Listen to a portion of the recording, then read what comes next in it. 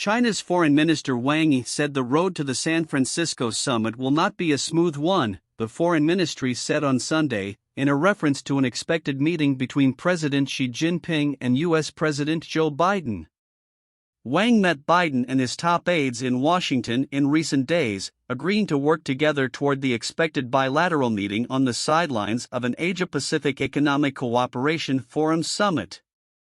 A flurry of bilateral diplomatic engagements in recent months, largely at U.S. request, has aimed at salvaging what were rapidly deteriorating ties early in the year following the U.S. downing of an alleged Chinese spy balloon.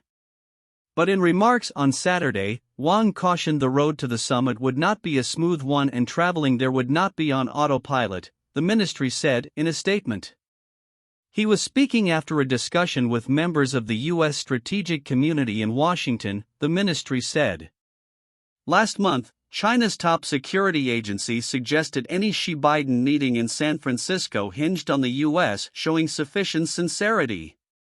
Wang said China and the U.S. needed to return to Bali, referring to the last meeting between Biden and Xi on the sidelines of a Group of 20 summit on the Indonesian resort island last November, where they discussed Taiwan, competition and communication. Washington and Beijing must put into practice the consensus achieved then, remove interference, overcome obstacles, enhance consensus and gather outcomes, Wang said. He said both sides have jointly sent out positive signals to stabilize and improve relations, believing it is useful and necessary to maintain dialogue even as there are still various differences and contradictions, and issues to be resolved.